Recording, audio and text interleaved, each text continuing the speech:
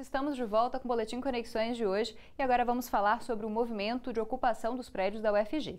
Nós temos aqui um estudante que é representante do movimento Ocupa UFG e também um aluno que é representante do movimento Desocupa UFG e a gente vai conversar sobre essa situação.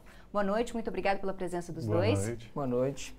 Bom, para começar, queria então que você, que faz parte do movimento de ocupação de unidades na UFG, falasse para a gente qual é a reivindicação do movimento, qual é o objetivo desse movimento, que já ocupou dezenas de unidades aqui no campus Samambaia e também no campus Colemar Natal e Silva. Muito bem. Boa noite mais uma vez para quem nos assiste. Muito obrigado pelo espaço para a gente poder falar sobre isso. A reivindicação, nesse momento, a pauta é muito simples, porque a pauta é contra a PEC, que agora se chama 55, né, que está no Senado. Então, a principal pauta e a principal reivindicação é essa, que a gente mobilize, não só começou aqui na comunidade acadêmica, mas toda a sociedade civil organizada contra essa proposta de emenda constitucional que tramita lá no Senado e que visa, criar esse tal de teto de gastos para o Brasil, mas que, na verdade, é um congelamento das despesas do país.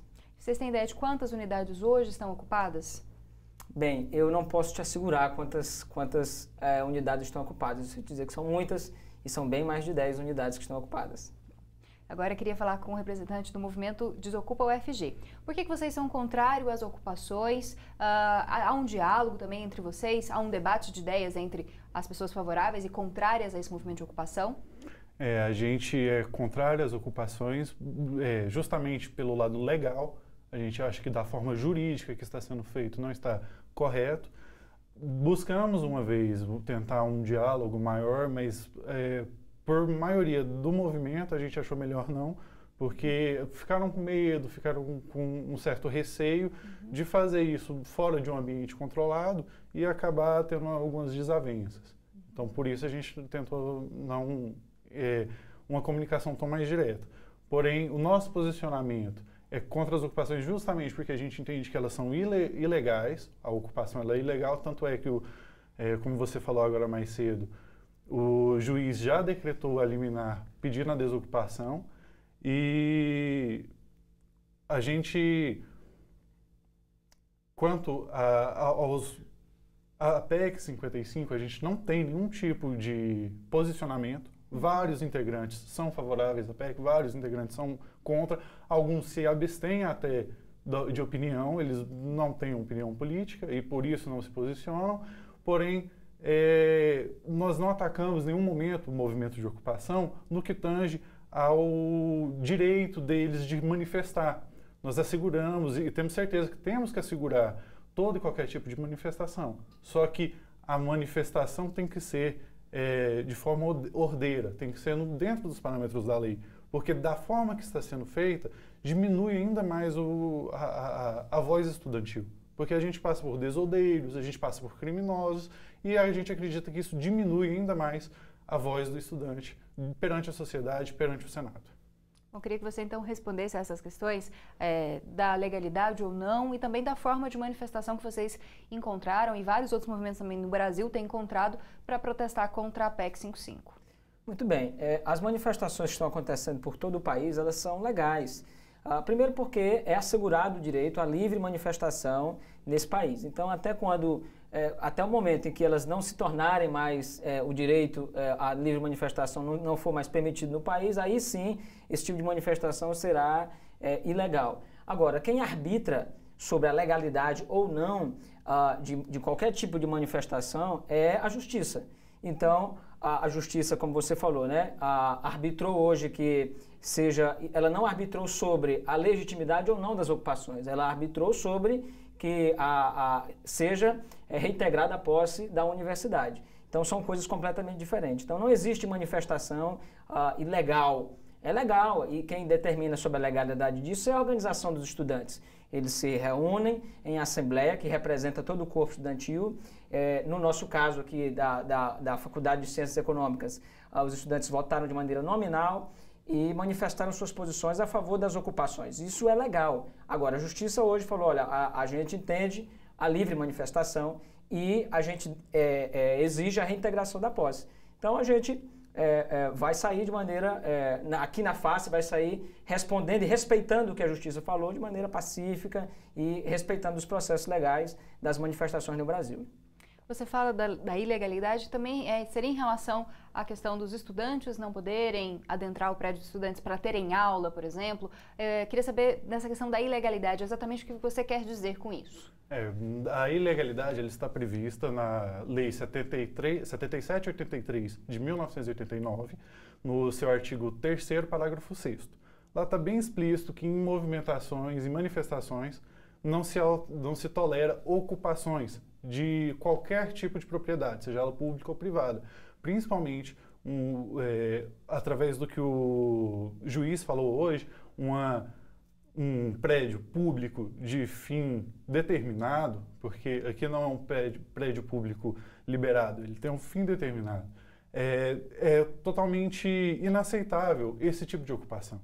Esse tipo de ocupação, ele fere a direitos próprios de cada manifestante, de cada estudante, de cada professor. Ele fere direitos coletivos, do que tange o país precisa sim de profissionais formados. E isso atrapalha. Hoje no IFG foi decidido já que vai ser suspenso o semestre. E nós temos o medo de também termos o nosso semestre suspenso, o que vai atrapalhar em muito. O dinheiro já investido na educação durante esse semestre vai ser completamente perdido, porque vai ter que ser reinvestido novamente no semestre que vem para a gente poder estudar tudo que a gente já estudou durante alguns meses desse semestre. Pode responder a indagação. Muito bem. Eu acho que um semestre é muito pouco se comparado a 20 anos. Então, analisar os prejuízos de um semestre, tendo em vista que nós temos 20 anos de educação e saúde e de serviço social para se pensar nesse país, é muito pequeno, seria ser muito individualista e pouco coletivista nas causas que são desse país, que transcendem inclusive a educação e o ensino superior. Uma outra questão que eu acho que a gente precisa pautar essa reflexão é também a questão de que os estudantes, isso não é ilegal, né? Eu sei que quem nos assiste às vezes ouve falar disso, isso é ilegal, estão ocupando o direito, né? Estão interferindo no direito das pessoas de estudarem. Mas o que precisa pautar essa discussão é que, inclusive para que nossos colegas tenham o direito de estudar, outras pessoas tenham o direito de acesso à saúde pública, muitos transtornos tiveram que acontecer para que hoje a gente tivesse universidade superior pública, para que tivesse saúde pública, para que tivesse serviço social, para que tivesse direitos trabalhistas. Então, muitos transtornos tiveram que ser causados. Eu acho que, não acredito que o nosso semestre aqui será suspenso, mas acredito que, mesmo que fosse, 6 meses seria muito pouco diante de 20 anos que virão. Bom, e como é que vocês organizam o movimento Desocupa UFG?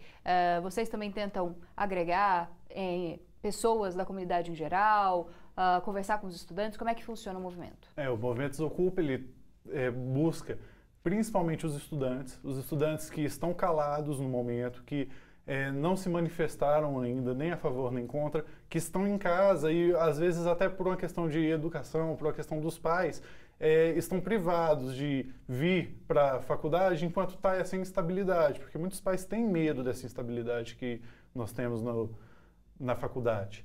E a gente acredita que os mais prejudicados nessas ocupações são os estudantes. Nós estamos procurando a nossa própria prejudicação quando a gente ocupa, porque somos nós que não estamos. A gente teve agora as manifestações de 2013 e 2016, agora no começo do ano, contra até então o presidente Dilma, que para mim, não no critério o que ela estava fazendo, mas no como estava sendo feito, tem muito a ensinar. Foram manifestações ordeiras, nos domingos principalmente, quando ninguém estava utilizando necessariamente a cidade, quando as pessoas não estavam precisando trabalhar, não impactava muitos trabalhadores no domingo. A gente tinha, nenhum político conseguiu, por algum argumento que seja, conseguir deslegitimar as manifestações de 2013 e 2016, que conseguiram também, a de 2013 começou pelos estudantes quando eles brigaram pelo aumento da tarifa de ônibus na época. E ao invés de falar, vamos quebrar ônibus, vamos destruir terminais e prejudicar nós mesmos, eles aprenderam e falaram, não, vamos para as ruas de forma ordeira, de forma pacífica. E deu certo. Então, assim, eu acredito que os estudantes têm que novamente repetir essa receita. Vamos pegar o que dê certo e fazê-lo de novo. Bom, vou passar a palavra para você. Bem, eu respeito a posição do colega, mas você fala de coisas que não são as coisas que estão acontecendo, porque não houve nenhum tipo de depredação aqui, não houve dano ao patrimônio, muito pelo contrário, nós convidamos muitas pessoas, não há risco de violência, essas ocupações não são violentas, os prédios que estão ocupados são muito bem zelados pelos estudantes e houve, né, aulões públicos aí, né, que discutiram a PEC, aulões que trouxeram oficinas de cunho cultural, né, que sempre serviram tanto a comunidade acadêmica que esteve participando das ocupações, quanto a comunidade externa, né, que foi convidada para participar desses momentos também. Você acredita que poderia haver outra forma de manifestação, como ele sugere? Bem, eu acho que existem muitas formas de manifestação e que todas as formas de manifestação são asseguradas pela nossa justiça, pela nossa lei. Agora, uma vez que a justiça pediu a reintegração de posse, posso falar pela ocupação que eu represento em primeira linha, que é a da Faculdade de Ciências Econômicas. Esses estudantes estão empenhados em outras formas de manifestação. Os estudantes produziram muito conteúdo durante esses dias que estiveram ocupados, estudando e discutindo sobre esse assunto, e vão fazer pedágios aí nos semáforos, entregando panfletos de conscientização pública, vão tomar ônibus aí para conversar com as pessoas nas conduções, vão continuar discutindo no contraturno das suas aulas e vão tentar encontrar outras formas, inclusive com as outras ocupações e outros movimentos que queiram discutir essa PEC aí na tentativa, né, no esforço da gente barrar essa PEC que está lá no Senado. Você falou que o movimento Desocupa não tem uma posição certa em relação à PEC, mas gostaria de uma opinião até mesmo pessoal. Preocupa vocês a possibilidade desse teto de gastos, desse congelamento de gastos que vai afetar a educação e provavelmente também, diretamente também, a educação superior pública? Eu acredito que a gente tem que pensar não somente na educação, mas a longo prazo e talvez até longínquo prazo, a saúde fiscal do país. Eu, pessoalmente, eu sou favorável à PEC. Eu acredito que o país tem sim que se reorganizar. Assisti vários palestras que teve aqui na faculdade a respeito do tema e alguns pontos eu discordo dos professores. Às vezes, o que os doutores da faculdade estão dizendo parece não estar, de fato, no texto do documento. O texto que está sendo votado, ele não prevê cortes necessariamente, ele prevê um congelamento. E hoje, conforme houve um crescimento grande de investimento dos últimos anos, travar o investimento hoje assegura sim ainda um crescimento a curto e médio prazo. O que a gente precisa é olhar a longínquo prazo e ver a saúde nacional. Eu acho que ela ainda assim é super importante a educação e a saúde como qualquer outro, mas a saúde fiscal também é tão importante quanto. Quer respondê-lo? Quero sim. Eu acho que a gente discutiu muito bem aqui a PEC durante esses dias e inclusive eu gostaria, que o presidente da República assistisse o nosso programa hoje, que eu gostaria de convidá-lo, né, a vir à Universidade Federal de Goiás e debater a PEC com os alunos de economia da Universidade Federal, porque ele diz por aí que os alunos não sabiam debater a PEC. Eu discordo do colega quando fala que alguns itens não estão colocados. Os itens da PEC, o texto do ministro Henrique Meirelles, é muito claro. Já no primeiro item ele fala que essa PEC não vai resolver o problema do Brasil nem no curto prazo, é só a médio a longo prazo. E depois lá no item 9 da PEC, ele fala que nós vamos ter um crescimento real zero no país durante a vigência dessa PEC. A partir do momento que ela seja aprovada, o crescimento real vai ser zero. E as demandas da população na área de saúde, educação, seguridade social vão continuar crescendo e a gente vai continuar sem ter como aumentar proporcionalmente as despesas nessas áreas.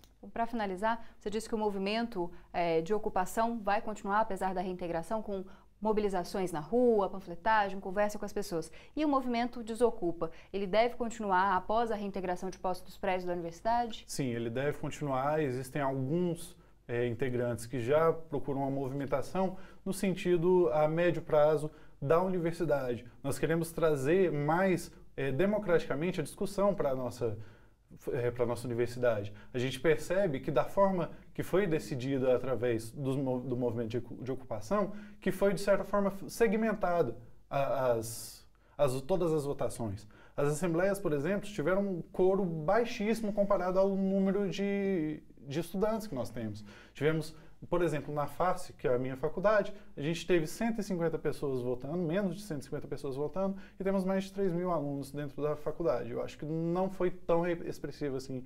as assembleias. Vou ter que finalizar, o tempo está acabando. Você quer uma resposta rápida em relação à Assembleia? Eu posso tentar. A gente precisa entender que nós precisamos aumentar as discussões sobre democracia no nosso país. E que democracia no nosso país não é só um direito, né? Voto não é só direito, mas é também dever. As pessoas que foram às urnas esse ano foram muito poucos em relação às pessoas que não foram. E ninguém está questionando a legitimidade das eleições. Então a eleição tem horário, né? Então das 8 às 17. Se o cara chegar às 17h05, ele tem direito de votar, mas ele não pode votar. Então a Assembleia foi amplamente divulgada, tinha horário e todos poderiam ter se organizado para participar, por isso ela é legítima. Bom, agora infelizmente o tempo acabou mesmo, mas queria agradecer. Muito obrigado pela sua presença. Eu que agradeço, né, a oportunidade. Bom, também muito obrigada pela sua presença. Agradeço também ao juiz que hoje decidiu a favor da nossa petição. Muito obrigada aos dois.